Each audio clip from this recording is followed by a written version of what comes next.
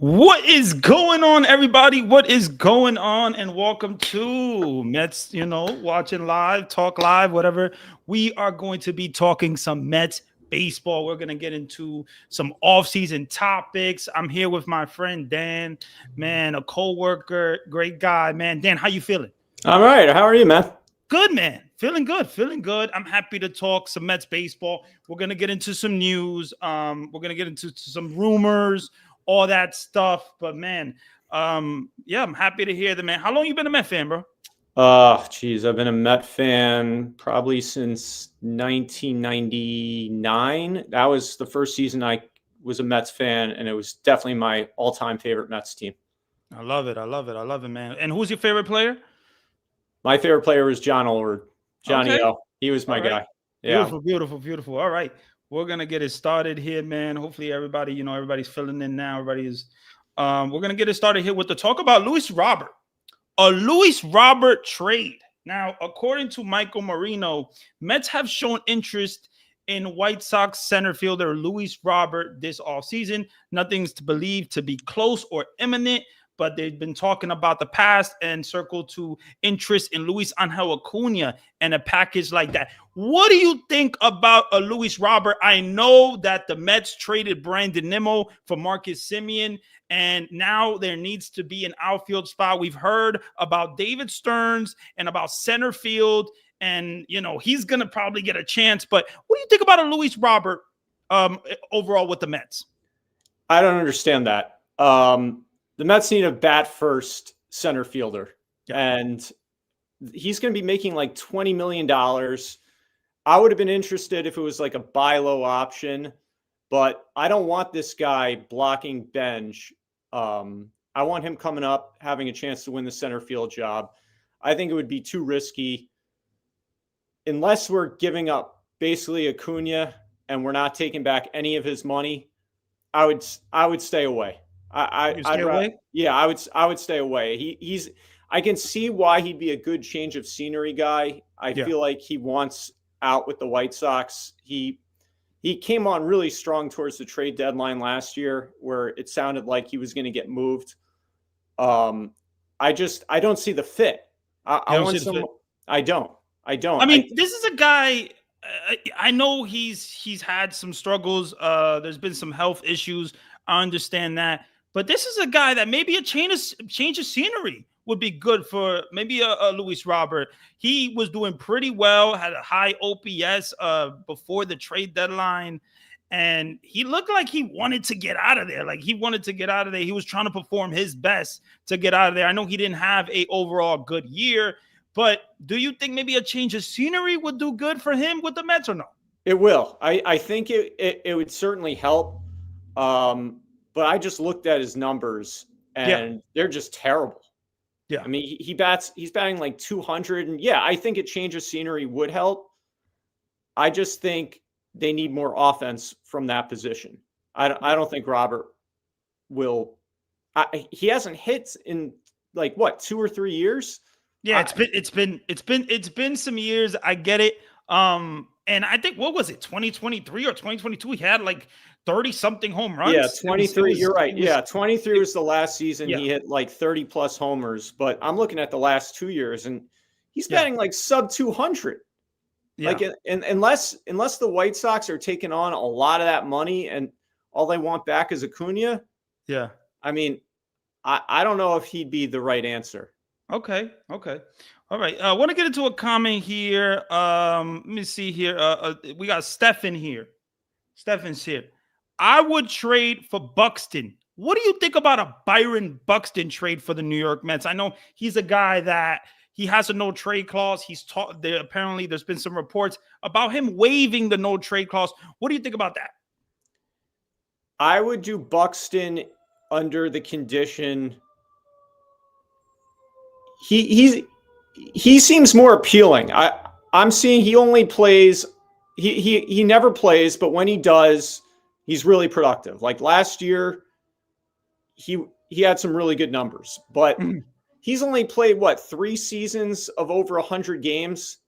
He's never played 162 games in his career, which is crazy to say. Has he even played 120 games? I think it was a season that he played like 140 or 150, something like that. I mean, this is a guy that I thought he would be the perfect fit for the Mets because they needed that center fielder. They weren't getting the production from Tyrone Taylor. And obviously, Byron Buxton would have been an amazing fit. But then he was talking about, I want to stay in Minnesota and all this talk. And then he got injured also. So maybe he wasn't the best fit for the New York Mets during that season, 2025. A lot went wrong there. But, I mean, 2025, they needed a center fielder. I don't feel that Cedric Mullins was the answer that they wanted, but it is what it is, man. Let me see a comment here. I would trade, let me see here. I would trade Jet Williams and Brandon Sproat for Freddie Peralta. Wow. Yeah. See, now we're talking. Go ahead. You know what? Like that?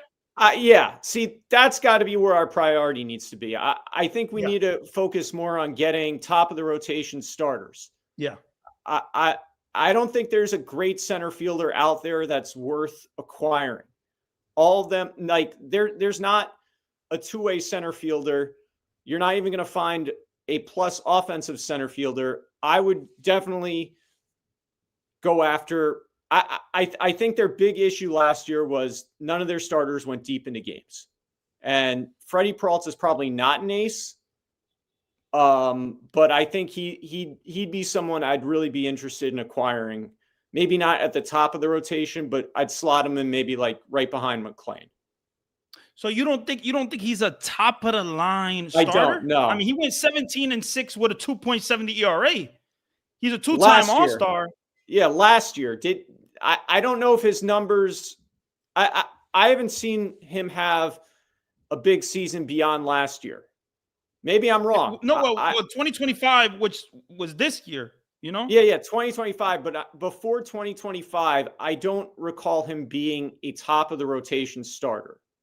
I think last year he certainly was. I think he went like near almost 200 innings.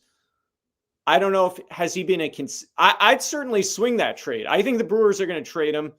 Clearly, Stearns is familiar with him the way he is with Devin Williams. I'd be on board with that. It may be too much to give up both Sprout and Jet Williams because I want to actually see one of those kids take that center field job. Whether you were throwing out all these trade possibilities for center field, I'd rather plug that hole internally. And really, maybe it's Jet, maybe it's Benj. I would go after a corner outfielder, maybe like a Jarren Duran in left field to provide that offense. But they have to go out and sign two starters, not one, but they have to sign two. And Peralta could certainly be one of them. I think he is. I would certainly go after, go ahead. Will Salmon came out with this article and Will Salmon from The Athletic, and he said that the Mets are more likely to make one addition in the rotation rather than two unless there's a subtraction in the rotation. What do you think about that? Well, I certainly think they need to subtract from the rotation. I would keep Senga, but I would trade Peterson. I didn't hear that report, and I think they need to subtract from that rotation because last year they were pitiful. They didn't go, like Senga wasn't even available, and when he came back from his injury, he stunk. And Peterson was terrible the last 2 months or so of the season. Like they need to get a top of the rotation arm, and they probably need another guy who can fill in behind McClain. This way they have three legitimate starters. I think they need to trade Peterson. He seems like the best. He's got 1 year left to go. He's a left-handed arm.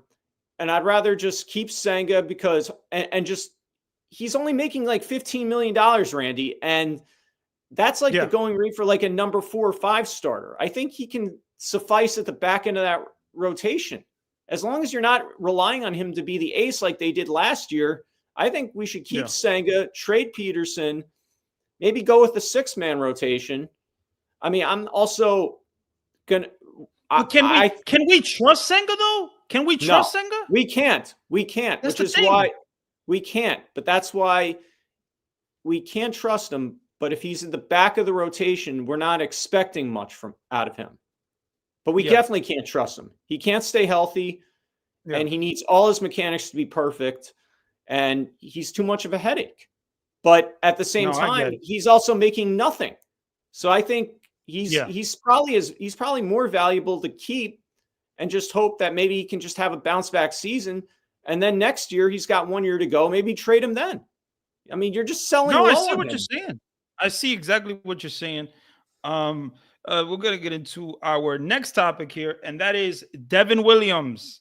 How did you feel about Devin Williams coming to the Mets, signing a contract with the Mets signing him for 3 years, 45 mil, 51 mil guaranteed. I think there's 5 in deferrals, and then there's also 5 mil in deferrals, and there's also a $6 million signing bonus. How do you feel about that?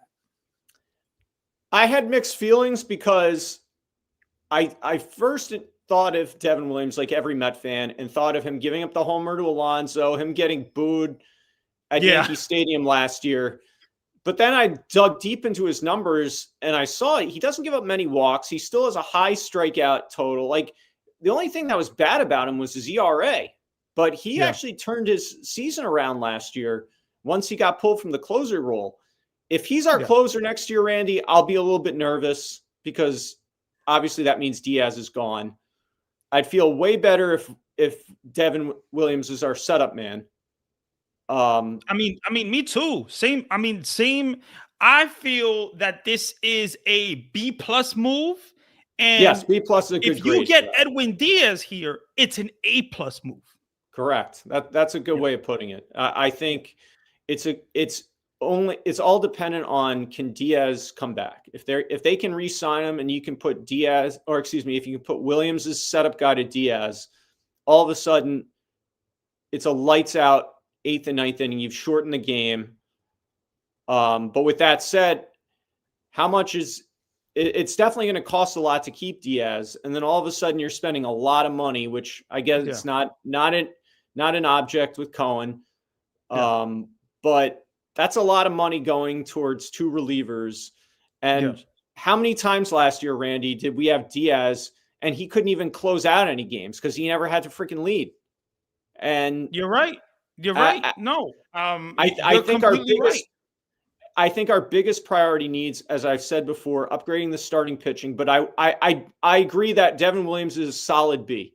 It can go up to an A if Diaz can re-sign, but I also think that's not our priority at this point. I think Devin Williams is going to be fine. I don't think he's going to be as bad as he was the first month in April.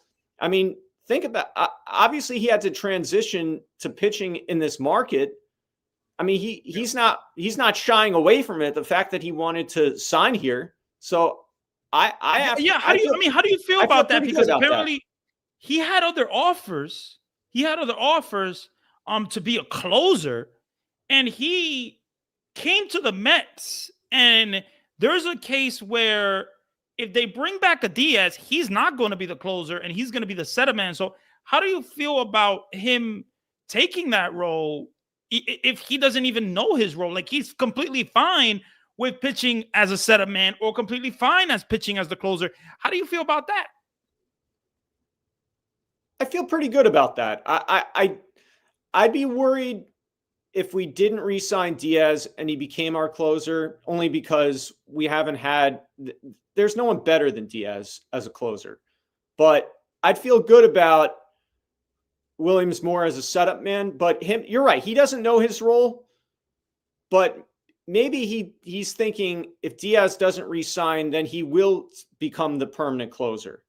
And he's now the closer on a relatively affordable deal. Like he's got a lot of money deferred. And he pitched really well outside of that first month last year. Apparently he was relying on the airbender way too much. The changeup way too much, and not enough of that fastball. But then when he made that change, he got a lot better. He got a lot better, and I think that was very key. I think if there's a guy that knows him well, David Stearns knows him best. The Milwaukee Brewers, he was with the Milwaukee Brewers. He traded Josh Hader for Devin Williams to be their closer. So the connection is there. The connection is there.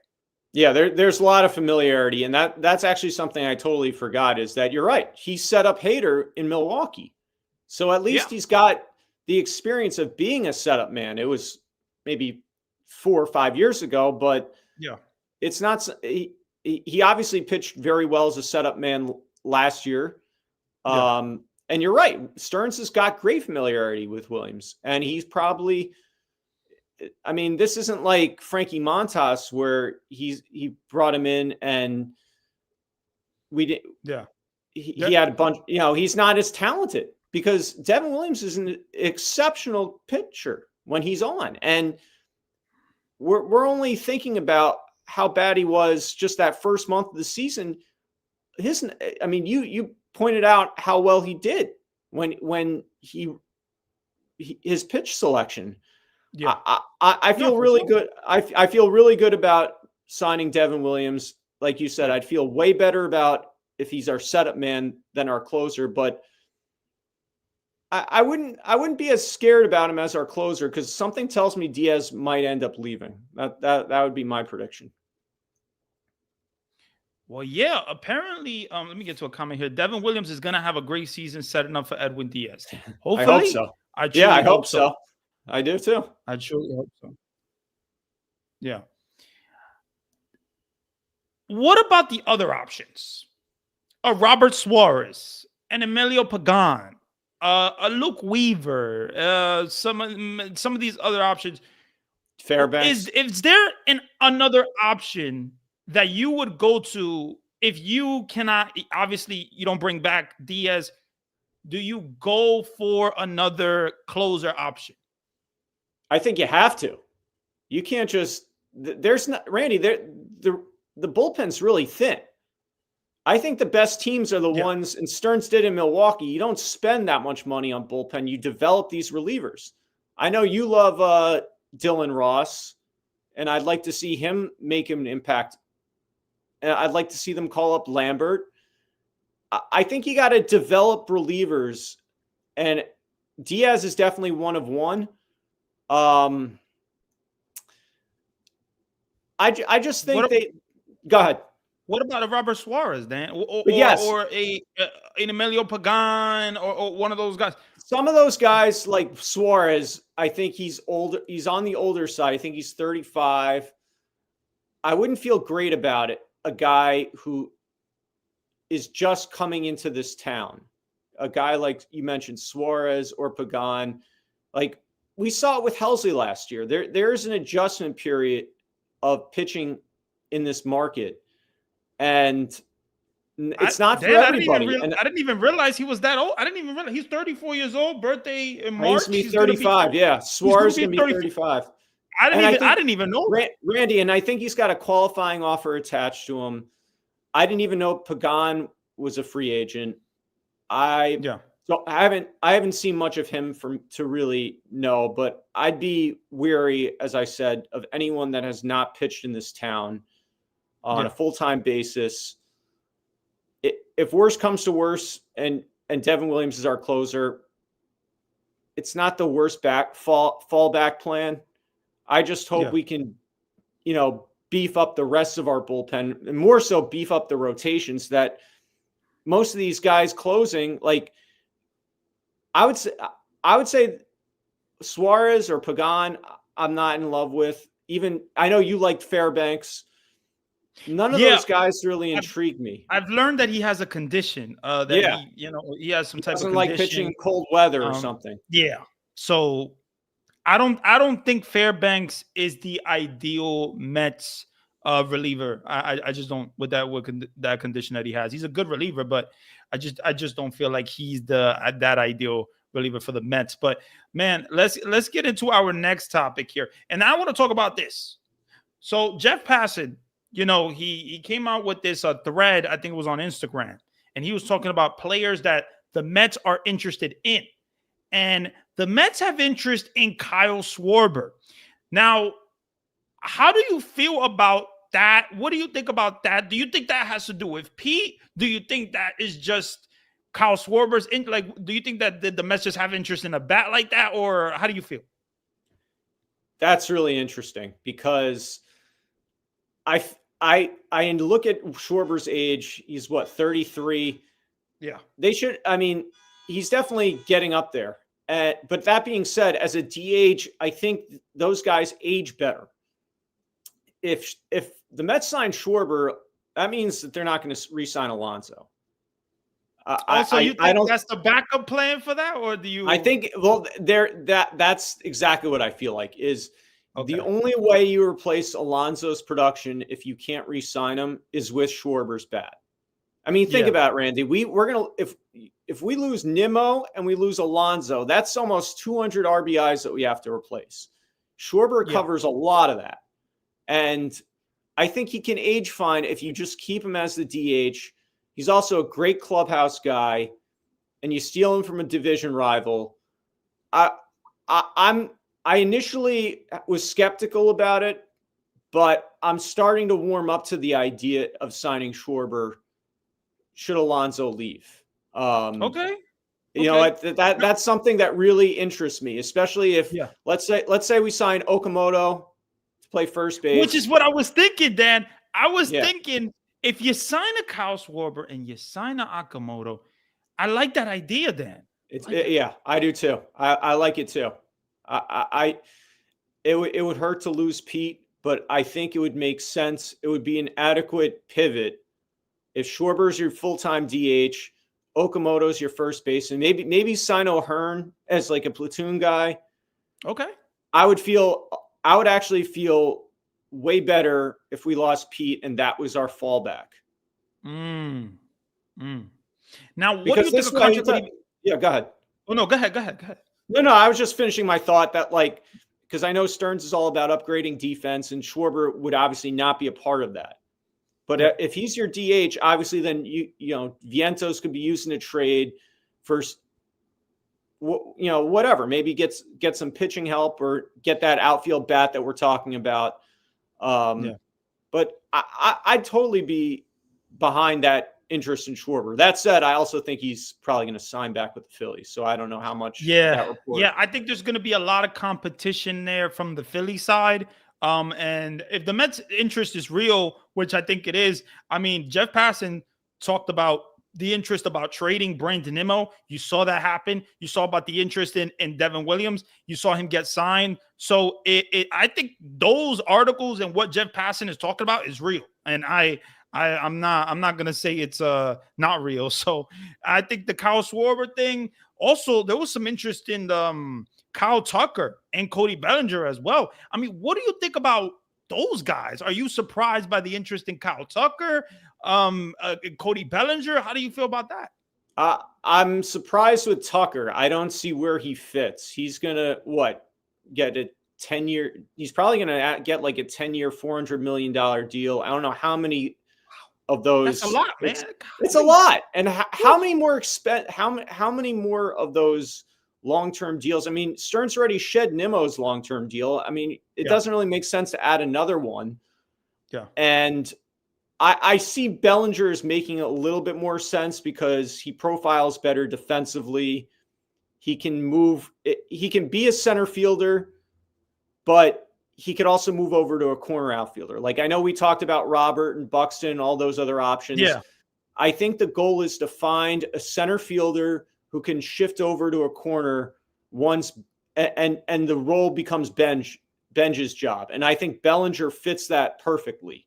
His bat concerns me. I think he's a very streaky hitter. I think a lot of his numbers came from playing in Yankee Stadium last year, but there's no denying he's just an elite defensive outfielder. I think he would fit in really well, but he makes more sense to me than Tucker. Let's put it that way.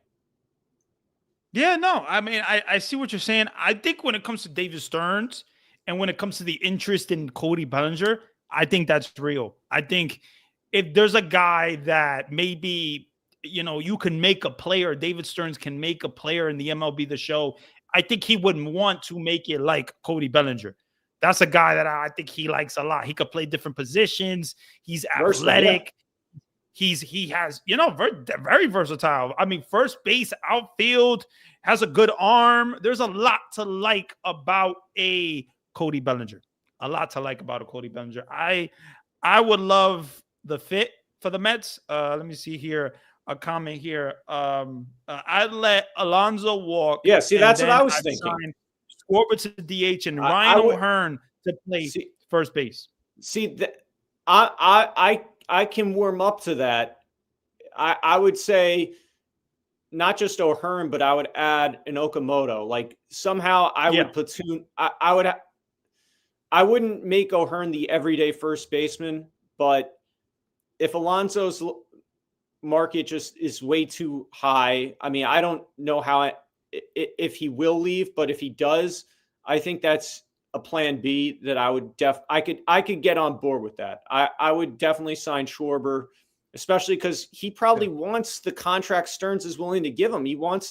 Stearns, I don't think, likes the long-term deals. They've already got Lindor and Soto locked up long-term. I don't think they want anybody for more than like 3 or 4 years, which is where I think Schwarber fits in really well. And then someone like O'Hearn, who's supposed to be a top defensive first baseman, fits what Stearns is looking for. Yeah. And then I would add Okamoto, just kind of like they would just split the time. I like adding Okamoto, Dan, because of you don't want to be too left-handed. You know what I'm saying? I agree. Because right now they are. I don't think you want to be too. If you add a Kyle Schwarber here, you add a Ryan O'Hearn, that's a little too left-handed. I agree. Which is much. I agree, and that's why I think Okamoto would definitely make sense. Yeah. And then if we were to add Bellinger, that you're right. Then it becomes way too left-hand heavy. Yeah. No, definitely. I like Ryan O'Hearn's bat. I do. I would really like him. I think he's a good hitter too. I think he's a good hitter, and he's a pretty good fielder. It makes sense for the New York Mets to be interested in the guy. But yeah, I think the fallback plan, it should be a Kyle Schwarber and an Okamoto. I agree. Yeah. Yeah. I think so. I think that's a good pivot. I could get on board with that plan B. Yeah. It would hurt to lose Alonso, but listen, I'm done with, fan favorites, and we've had this core long enough. It hasn't produced consistent winning. It might be time to move on, and we can't be held up by Alonso and Boris's demands. So at some point, if this is the plan B, I would pivot hard. Yeah, I mean, I like the plan B. Yes, I want Pete Alonso back here. Of course, I want Pete Alonso back here. Me too. I mean, when you talk, I don't want to be held. I don't want to wait till February like last year for him to make a decision. I get it, but I mean, the Pete Alonso thing, though. Let's talk about that a little bit, because apparently, we heard some recent news about Pete Alonso's market. And he's waiting for some offer. He's waiting for some bigger offer than what he's getting now. I mean, what do you think about that? Are you surprised by that? Because me personally, where's his market though, Randy? I don't know where's the market. I don't know where's the big market. Besides the Red Sox, I don't see any team that is going to offer him a 6 or 7 year deal. So what is he going to do? Is he just going to is he going to wait it out like last year? Like, Randy, we have too many needs. We can't afford to do that. Like, I want to see them basically tell, like, maybe not just to take it or leave it or offer, but just he's got until whatever end of the year to make a decision. And whether he stays or goes, we got to take a hard line stance. And I think that they do. Then I agree with you completely. I think they got to take that stance. I want P back here. I'm sure you want P back here too. You already said that. But we can't wait forever for Mr. Pete Alonso. We just we can't wait forever. And he doesn't have this big market. And my whole thing is he doesn't have the market to compete with. He doesn't need to compete with himself. David Stearns doesn't have to compete with himself because it would be a mistake.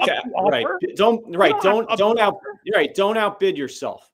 If nobody's given Pete Alonso 6 years, don't force it. And that's what Stearns did last year. He waited for the market to develop, which clearly it didn't. And that's how I was able to sign him at a discount. I mean, exactly. Clearly, Pete Alonso played it perfectly. Yeah, played it perfectly. Clearly, either Alonso or Boris, whoever's giving it, like they feel like he's worth more than he is. Which, in today's game, I don't think right-handed hitting, power hitting first basemen's they're not worth that much, and he certainly is going to get a lot on the AAV side, but I don't think teams are going to be committing more than 5 years to him. He's not Freddie Freeman. No, he's not. He's one of the best sluggers in the game. He's a really good slugger. I mean, he was only one of 6 players who had 80 extra base hits in 2025. So he had an amazing year, had a really good year. But it didn't give him this big market that he wants. He didn't with this big market. Boston and the Mets, I think, are going to be the teams that are interested. When it comes to the best fit for the Mets, it's Pete Alonso. When it comes to the best fit for Pete Alonso, for each other, it's the Mets. They're the best. They're the best fit for each other. And eventually, Alonso's going to have to realize he's going to have to move over to DH. Even if he can't be the everyday guy anymore. And that's why his market probably isn't as good as he thinks it is, because most teams view him as just a power hitting DH. Because that's where he's going to first. His defense is so bad, maybe not so bad, but he's one of the worst defenders in the league. He's one of the worst defenders in the league, to be honest. When you look at the defensive metrics, it's the truth. Yeah, you're right. You're right. They are, but there's no getting around that. What he gives you offensively, obviously, is that is the polar bear. That is Pete Alonso. What he gives you offensively. I mean, 38 home runs, the RBIs this season. Where would the Mets even be without a Pete Alonso in 2025? I don't know. Well, they didn't have any clutch hitting last year besides Alonso, so I can tell you that they would be way far. I mean, they would not be in a good. They would probably have a losing record last year if they did not re-sign Alonso. I know. Yeah. Their numbers of runners in scoring position were bad, but Alonso had nothing to do with that. He was a big part of getting a lot of clutch hits. Yeah, he got a lot of clutch hits. Obviously, there was this span where he struggled. It was 4 of those guys who struggled all at the same time, and it was, their OPS was the worst. Lindor was horrible. Alonso was horrible. Soto was, I think, he was okay, but it just the Mets they need Pete Alonso to be. He got to be back here. I don't see another fit for another. Maybe Boston because his wife is there, but I think Boston because they need a first baseman. Yeah, but what about Tristan Casas? He's hurt, or he's coming off a major injury. I don't think they can feel good about his chances. Also, they're interested in Bregman. Apparently, they're interested in Kyle Schwarber. Boston is interested in. They're going to sign one, but apparently. They're interested in a lot of people, but I think in the end, Boston's probably going to only end up signing one of those big players you mentioned. And me too. I completely agree with you. And I don't know who it is, but clearly they don't want to spend the way they used to. The Red Sox are, when it comes to spending money, are probably in that second tier of teams. They make a lot of sense for Alonso. Whether they can sign him, I don't know. I think in the end they will, but I hope I'm wrong. I hope he comes back to the Mets. I hope he He's a I think career-long Met. I agree. I think he'll be back here, Dan. I think They both need each other. It's such a good yeah, fit, and he's so beloved in the fan base. And yeah, even though as a fan, I'm not interested in keeping fan favorites as I am about winning. yeah. But Pete still is a big part of winning games, No, for sure, and you for just sure. and there's just got to be an agreement that he's going to transition to a full-time DH. Yeah. I mean, what would that contract even look like? Is it gonna be the 5 years for 150, 5 year 165? Do you have to bring up the AAV?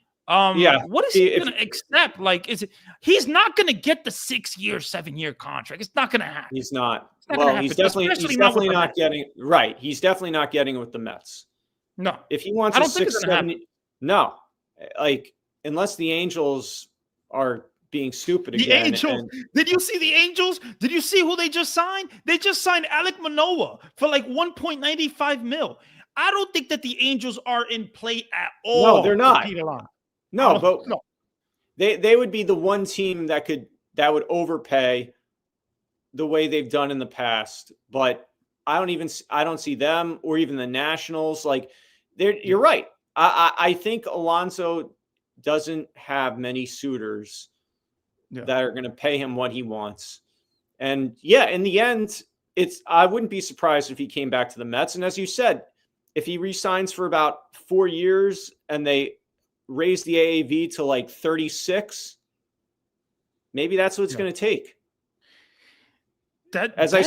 Stearns just doesn't do long-term. Randy, Stearns doesn't do long-term deals. And that's probably the only way to get him back to Flushing. Just 4-year deal worth 36 per 38. It makes sense. This way you're not locking him up long-term. And in 2 years, he's our full-time DH because that's where it's going. Now, that quick point about defense is first base is not supposed to be like Stearns is all about run prevention. Well, first base is not a big position defensively. That's about run production at that position. So that's why, I think you need someone who's passable defensively at first base, which Alonso probably isn't, but you can't get too carried away and miss out on how it's going to be hard without signing Schwarber. You're not going to be able to replace that production offensively. And to me, run production is way more important at that position than run prevention. No, I mean, I get exactly what you're saying. I understand exactly what you're saying. I think defense is very important when it comes to first base. Not like so important, but I think it is important. But what David Stearns, I think he thinks it's really important. But yeah, Pete Alonso is not. You're not getting Pete Alonso for defense. You're getting Pete Alonso for production, and like he needs to be. He's going to have to be right at some point. Because Randy, you only want a first baseman defensively to be adequate. He doesn't have to be Keith Hernandez, but as long as he's just average, I'd sign up for that as a first baseman. That's not a premium defensive spot like the other positions, up the middle that they've been focusing on. I think his defense probably will decline as he ages. And that's even more reason probably get him off first base in about a year or two. But let's not lose sight of the fact that first base it's a power hitting, it's a run production position. For sure. Not all positions defensively are created equal, and first base is definitely not one of them. No, I mean, we both agree. I think Pete will be back here. The only team that I think we both agree. It's Boston that could make a play for him. I don't see anyone else. I don't personally see the Angels. I don't see the Orioles. I don't see the Nationals. I just don't see them signing Pete Alonso on a long-term contract. And I get what you're saying that David Stearns doesn't give those long-term contracts. And there's a reason why, because, you don't want to be hooked that long for that contract. I mean, if you sign a Pete Alonso for a 7-year contract right now at that age, you are handcuffing yourself and you're putting yourself in a tough position when it comes to the team. So I know a lot of Met fans, oh, yes, we need Pete Alonso. We need Pete Alonso. Oh, give him what he wants, give him what he wants. He's not going to get a 7-year deal. He could be seeking a 7-year deal. He ain't going to get it. Let's get into our next topic here, and that is Freddie Peralta. I want to talk about Freddie Peralta, right? We talked a little bit about it. We didn't really, dive in. 17-6, 2.70 ERA, 204 strikeouts. Very, very impressive starter. He's been good for some time. I mean, the David Stearns traded for Freddie Peralta in Milwaukee. I think the connection is there. What would a trade look like for Freddie Peralta? My thing, I was thinking maybe a Brandon Sproat, a Morabito, or a Clifford, somebody like that for Freddie Peralta. Maybe you gotta go a different route and you gotta put a Jet Williams and a Brandon Sproat. I don't think that you gotta go that far when it comes to a rental like Freddie Peralta. But he's also owed $8 million, for the year. So that's not that much money. It's not that much money. But what do you think about that? And what is your trade offer, I guess, to a Freddie Peralta trade?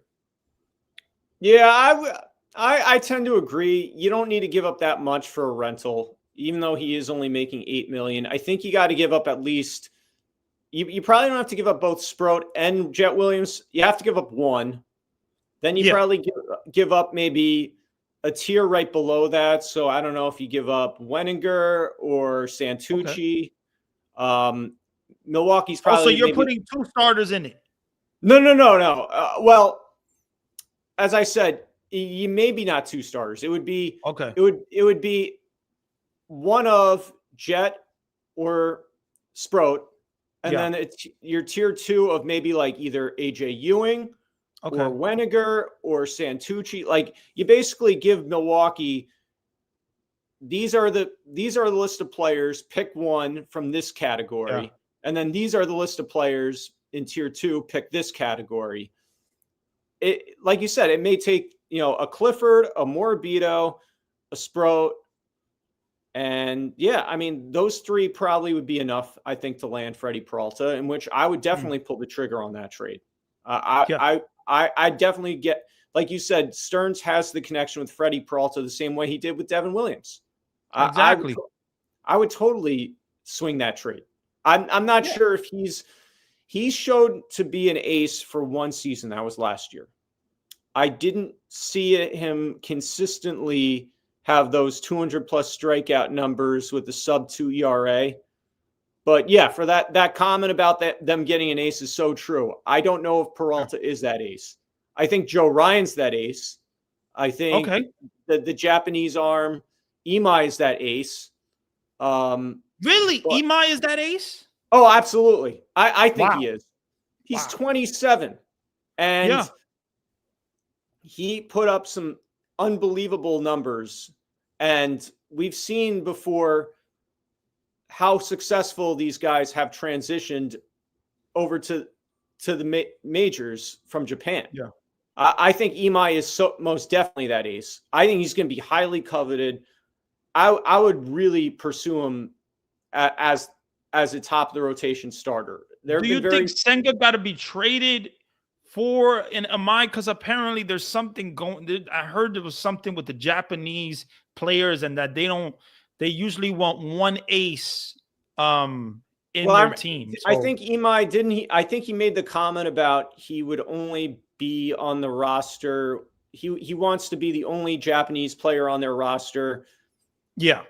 I would hope that he would kind of walk that back.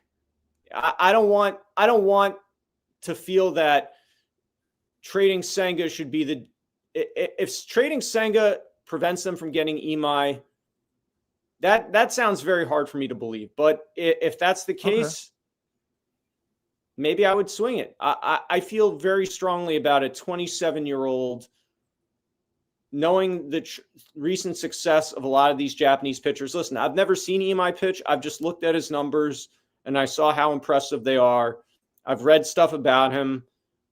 where he profiles as probably like a high upside number 2 starter, and he doesn't have the injury baggage that, say, a Senga has. So if Imai says he only wants to be the only Japanese guy on the roster, sure, maybe they pursue trading Senga a little bit more than they have in the past.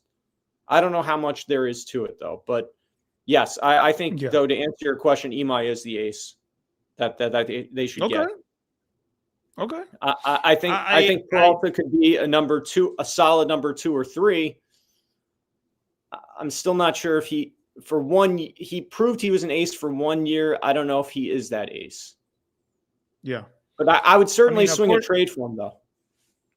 Yeah. According to John Heyman, he just did a live recently on Bleacher Report. He was talking about the favorites for Imai are the Phillies and the Yankees, and not the Mets right now. I mean, what do you think about that? I know that sucks to hear. I know you're interested in Imai. So, yeah,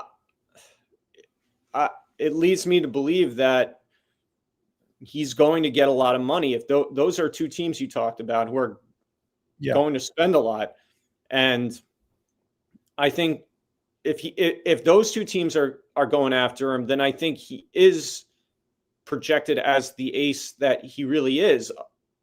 I would. It's going to be a lot to get him if those 2 teams are in the race, because Phillies and Yankees are going to spend a lot of money, and I mean, and remember that I don't know if you know this, very young. You're not going to get many aces who are 27. That all you need to do is spend money. So do you think it's like a similar scenario to the Yamamoto? That's what it. He may not be as good as Yamamoto, but yes, I think it's very similar. Where here's a young starting pitcher that put up elite numbers in Japan, and you don't find many starting pitchers who are under 30 who have top of the rotation stuff available, like through free agency, like guys like Skubal who are already 30. Like, you're gonna have to trade for those guys. Like, here, you got to spend money. That's it. That's a good comparison. I think Yamamoto is a very similar situation, and Imai already said that he doesn't want to pitch for the Dodgers. He wants to be part of a team that takes him down. Yeah, what do you think about that? I thought that was interesting. That was music to my ears. I'm thinking hell yeah, let's go get him. Yeah, like he doesn't. Let's go get him. You know what? He doesn't want to just be another guy in that rotation. Because that's what he would be if he goes to LA. Sure, he'd probably fit in well, but I like that he's kind of deciding he wants to choose his own path. Yeah. And the Giants apparently are out on him, and that's because of his what he's asking for. I guess he's asking for that a was lot of surprising. money. Yeah, see, that's surprising because I thought the Giants would be a good fit. I thought Seattle would have been a good fit, but like any team down on the West Coast, even San Diego, like they probably don't. But as you said, like those teams probably don't have the money to spend to sign him. And when you pointed out it was the Yankees and the Phillies, and it's like, damn, he's gonna get a lot, like maybe 200 plus million, the same way Yamamoto did. And it's probably going to be it's going to be one of those long-term deals that when we talked about that Stearns is hesitant to give, that's what it's probably going to take to land him. It's like an 8 or 9 year deal worth 200 plus million. Like Stearns almost got it when he went after Yamamoto. Just get back in the game for this guy. Let's get him, Randy. Let's make it happen. I honestly, I feel better with him as our ace than Freddie Peralta. Freddie Peralta proved it for 1 year. For some reason, and I get that Imai hasn't about pitched. And Imai. I know, I haven't either. But you know what? They've also, unlike Mets teams in the past, they've been very tight-lipped, so they don't really leak much like they used to. And I get it. Imai also hasn't pitched in American baseball yet, and there's probably an adjustment. But Yeah. it sounds like he has. I mean, that he's got the stuff, and he's eager to pitch for a big market. I think it makes way too much sense not to go after him. No, I see what you're saying. I mean, if you can trade for a Freddie Peralta and you get Imai, you're talking about a rotation with Freddie Peralta, Imai, Nolan McLean. I mean, that is right there. Yeah, that really, I feel really good about that top of the rotation. You're putting yourself in a really good position because Imai is supposed to be really good. Freddie Peralta is good. And Nolan McLean, there's no telling what the ceiling is for that kid. I would make him our ace, though. Really. That's why, as great as McLean looked last year, he made only 8 starts. That's why I would that's why if he's going to be our future ace, let it happen naturally instead of just forcing it upon him. Yeah. But yes, those first 3 I feel really good about, and the rest of that rotation can fall into place. Yeah. As I said, like that was our biggest downfall last year. None of the starters could go deep into games. Guys like Diaz he never got any save chances because they never gave him any leads. Then three guys in our rotation: David Peterson, Kodai Senga, Sean Manaea. They were all shit awful. the bed at the end of the day. Yeah, they were all awful. And none of them can be counted on to pitch at the top of the rotation. Yeah. That was the mistake we made last year, Randy. Stearns thought between Manaea and Senga, getting those 2 guys back in the middle of the All-Star break was going to fix their problems. It didn't. And you can't rely on them to be anything more than just back-end starters. And if it means that you go to a 6-man rotation, fine, do it. But I don't think it's enough to get 1 starter. You got to get 2. 2 really, while also subtracting Peterson, would really make me feel good about not just the rotation, but the team as a whole. Yeah, I mean, I think you're going to have to subtract someone, and I think that subtraction is going to be Kodai Senga. There's been apparently some interest in a lot of Kodai Senga from many teams. I could see Kodai Senga being traded, 15 mil. Also, he has a team option in that last year, so it makes sense. He's got a partial no trade clause. So he does. It's a 10 team no trade clause. I don't know what those 10 teams are. I wish we could find out because I don't know what they are, but I think Kodai Senga is probably gone during this offseason. I think he is too. To me, it would be a mistake if you sell that low on Senga. For the little money he's making, I think it's worth just giving Senga a shot at the back end of the rotation. Yeah. Maybe he can build up his value, and then when he does, maybe by the trade deadline you could deal him. Because Randy, you're just not dealing from a position. I understand that. Going back to what we were saying, if Imai really feels strongly about being the only Japanese player on the roster, sure, let's trade Senga for him. Even though I get it, Imai is an unknown, but I think Imai's upside is just way too tantalizing. Where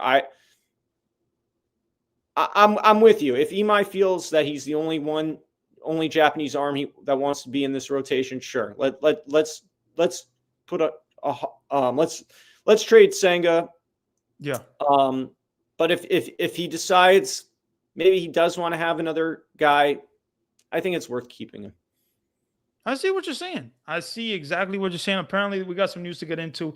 Miguel Rojas has agreed to the deal with the Dodgers, a 1-year deal, $5.5 million, going back to the Dodgers. Congratulations to Miguel Rojas, world champion. That big home run that he hit, huge. This is a utility guy. It makes sense for the Dodgers to bring the guy back. Makes sense. Yeah, I mean, as you said, he hit the biggest home run of his life, and he's now a postseason hero. I mean, this is what he's going to be remembered for. And I mean, it's a good move by the Dodgers, and he probably gets to finish his career out and maybe chase another title. Yeah, definitely. Definitely is. Definitely is, man. Let's get a little quick conversation about Fernando Tatis Jr.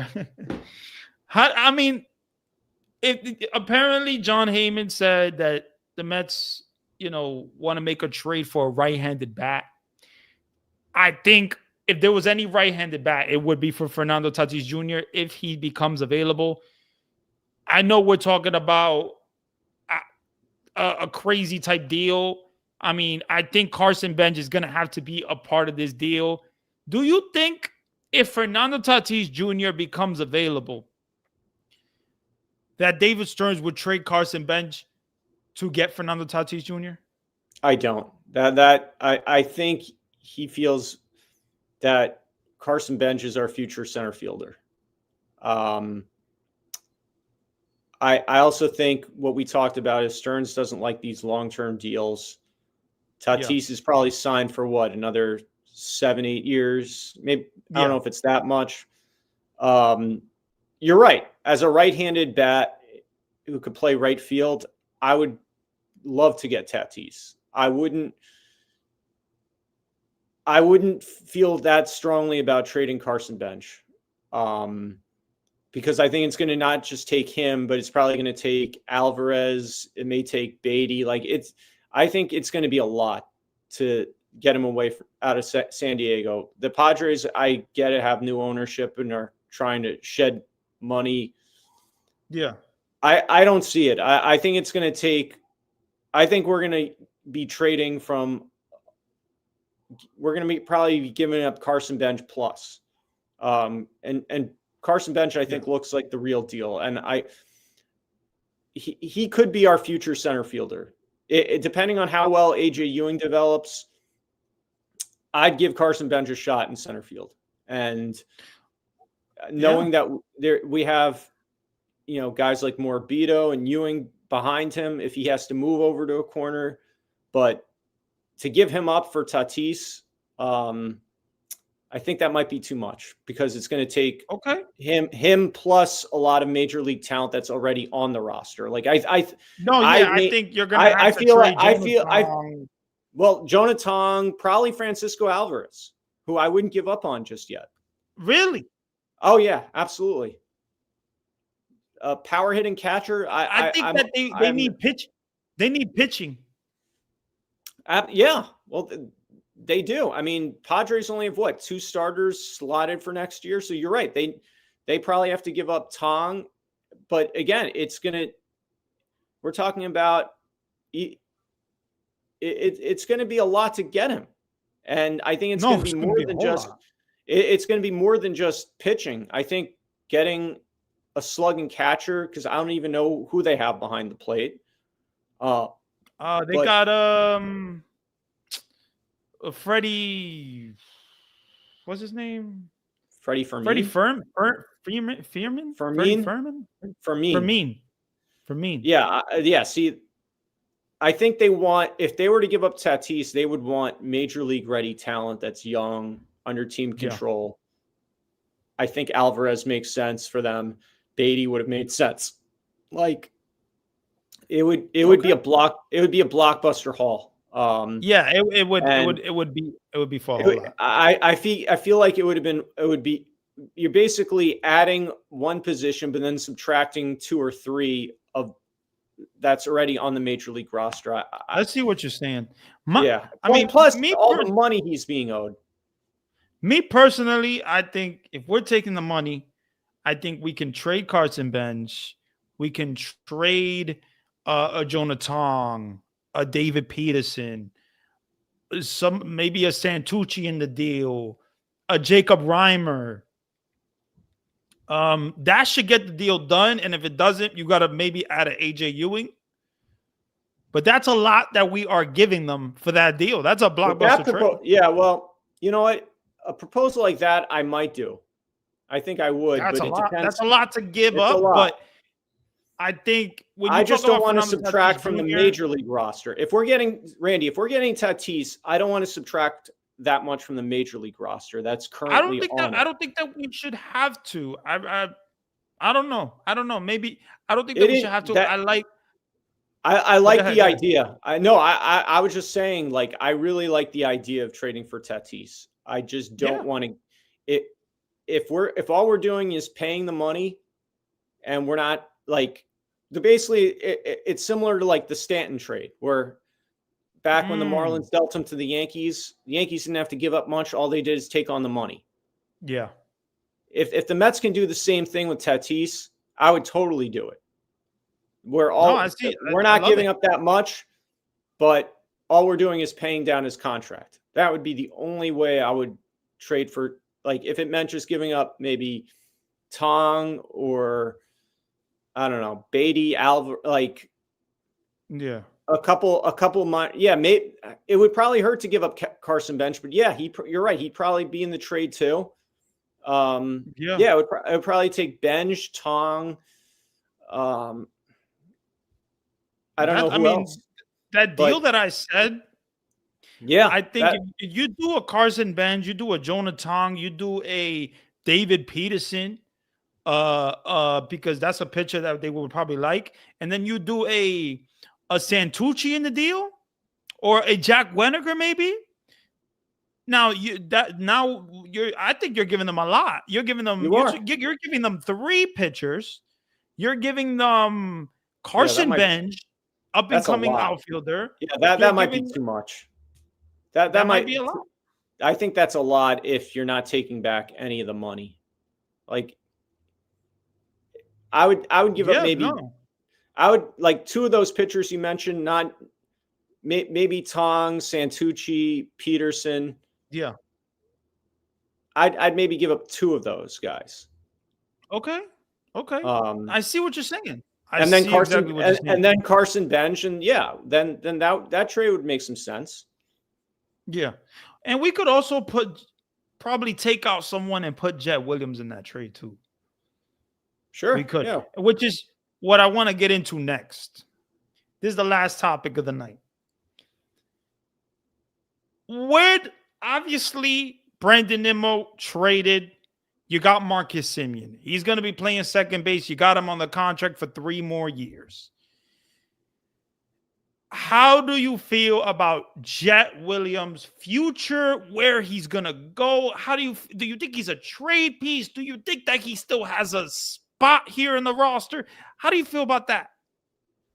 I still think he can be our second baseman. I'm of the belief that Semien, you could move as a utility player after this season. Like, he needs some time to develop. He did not play very well in AAA. He's another option that could play center field also, but I prefer him at second base. He played more there. But I'm of the opinion that give Semien this year and let Jet Williams develop in AAA. If Jet Williams does perform well, I would give him a chance to compete for that job. You know what? Give him this spring training. See what he does this year in spring training. Yeah. I think his future could be either at second base or in center field, depending on how Carson Bench does. I'd even let him try out center field. What about the height there? The height. That's an issue. That's an issue. Yes. It is. You don't get there. There are not many center fielders who are 5'6" or whatever. 5'8" is what he's listed as. But he's performed well there, and I think he's got the athleticism to play at center field. Like I said, I think he'd be better suited at play second. And if Semien ever struggled, which I wouldn't be surprised if he does this year, I'd call him up and just I'd give him a chance to be the everyday second baseman, and Semien becomes your utility guy. And if you have to, next year you DFA Semien and Jet Williams becomes your everyday second baseman. Like, Semien's only signed for 3 years, and they weren't afraid to DFA Cano when he had 2 years to go. And true, I'm of the mind that if Jet Williams performs at AAA, he's still got a future at second base. I think you can move. I think you can move Semien a lot easier than if you had to move Brandon Nimmo, which is why I was more in favor of this trade, because I think Semien can be moved off of second. You couldn't move Nimmo off of left field. His value at DH wasn't good enough, which is why getting Semien, I don't think he's firmly planted at second base. Like, if he doesn't produce and Jet Williams does, I think he could take his job. Really? Wow. I do. So, I mean, I feel that Marcus Semien, you made the trade. First of all, when you want to talk about run prevention, Marcus Semien is a Gold Glover. You're getting one of the best defenders in the game. He looks like he's like a young 35 or whatever the age he is. He looks really good out there when it comes to defense.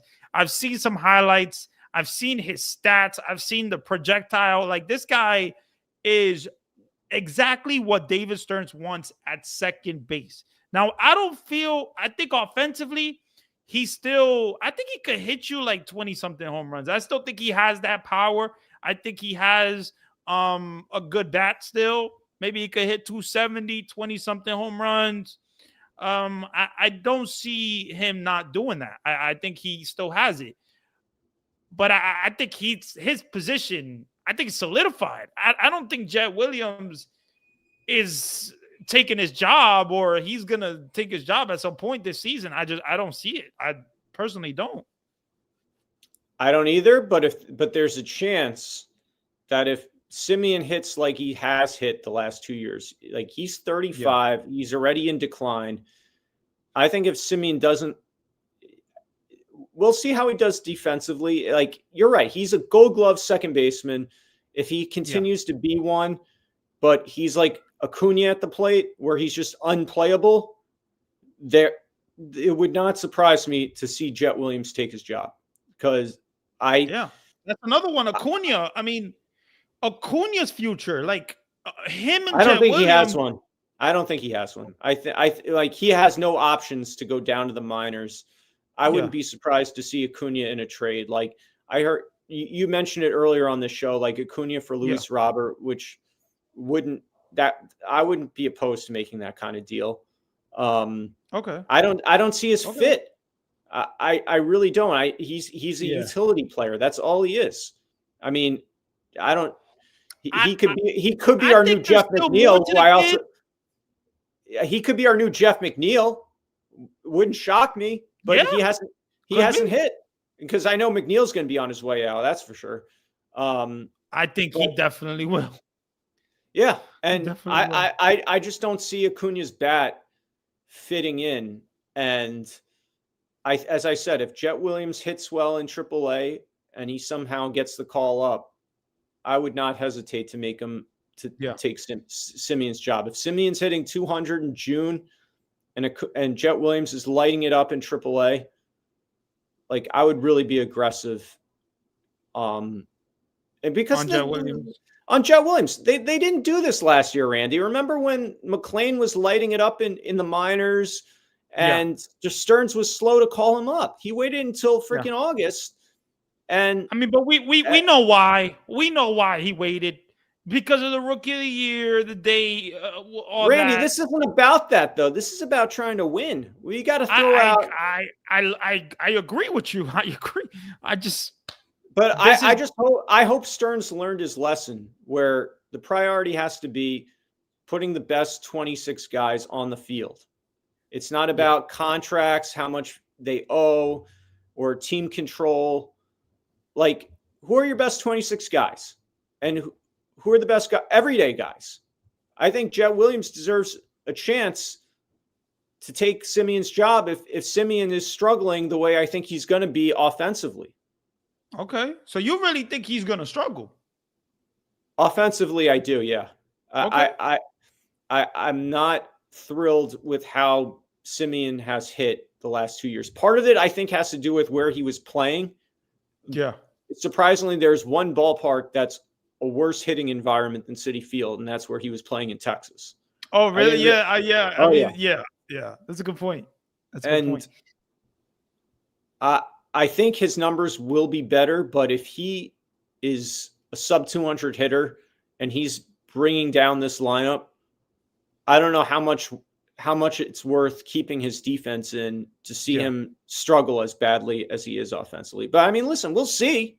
I just want to see the Mets be more aggressive with their young kids and giving them a chance to play. Too. We haven't seen it. Like it was just really frustrating to see them waste all the innings of these young studs down in the minors when we really needed them right away. Yeah. And I don't want to see that again. Oh, Emilio Pagan back to the Reds. 2-year deal. Mark Feinsand. Mark Feinsand. He's first on it. There you go. Okay. Emilio Pagan, the guy that we were just talking about. Yeah. So that's one closer off the books or off the board. Yep. I don't know how that affects Diaz. I mean, he wasn't going to re-sign for 2 years, but 20 all of a sudden, 20 mil. 2-year deal. So all of a sudden the closer market shrinks a little bit. Heating up a little bit. Yeah. Yeah, good call. I mean, I wouldn't be surprised to see Robert Suarez next Suarez will probably be next. Again, he's got a qualifying offer attached. I don't know if the Mets give up that for a closer. I think we've got to stop. Just to circle back with the role of closers, there's Suarez, but besides that, like you mentioned, Fairbanks not pitching well in cold weather. Yep. There's not many adequate replacements. If other than Williams now. But yeah, that's interesting. So Pagan back with the Reds. Okay. Yeah, back to the Reds. 2-year deal. I think we're heading towards the winter meetings. Things are gonna heat up.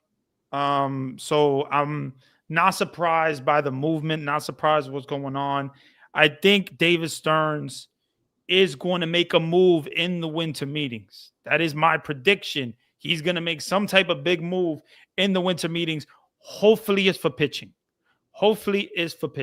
Starting pitching. That is what the Mets need, man.